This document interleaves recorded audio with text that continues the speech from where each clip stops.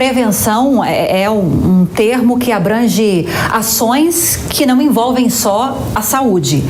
Né? Atividade física, uma alimentação equilibrada, o próprio exemplo dos pais, como a doutora Andréia passou aqui. Quando eu digo pais, eu falo de cuidadores da escola, de quem está lá assistindo, né, a criança.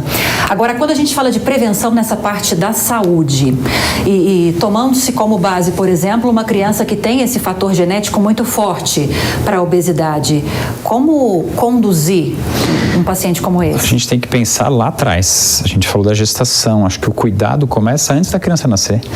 Então a gente tem que cuidar de um pré-natal adequado, ter um controle, informação adequada para essa gestante, controle de peso, controle da diabetes, então toda essa parte é muito importante. Então você já começa esse tratamento intraútero, então você já está cuidando, a estimular a amamentação, que a gente sabe que a amamentação é um fator de proteção, um fator que pode ajudar nesse sentido, para que a criança tenha uma incidência menor. Então a amamentação é um fator muito importante.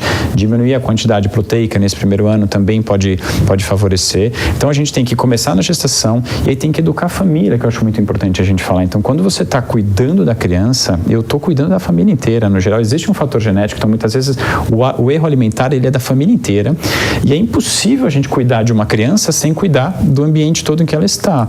Então a gente pega às vezes uma criança na família que vai mudar a alimentação, é impossível eu mudar a alimentação de uma criança e a casa persistir comendo de forma inadequada, de forma errada.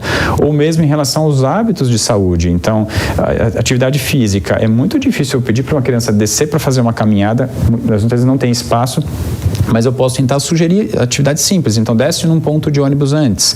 E aí você vai caminhar um pouco a mais antes de chegar na escola ou antes de chegar. Então, a gente tem que pensar num contexto todo, que é intraútero, estímulo da amamentação, cuidado com o pediatra. E o pediatra, eu sou pediatra, acho que a gente é o início dessa cadeia. Você tem que estar muito atento, informando, acolhendo essa família e identificando os fatores de risco, muitas vezes nos pais, e aí você tem um cuidado a mais nessa criança para que ela não chegue num grau como a gente está falando depois, que é muito difícil. Uma criança um adolescente obeso tem um risco maior de virar um adulto obeso, e uma criança obesa tem um risco maior de virar adolescente. Então, quando você entra na adolescência, a gente já perdeu uma chance grande de fazer vamos dizer, esse início de tratamento.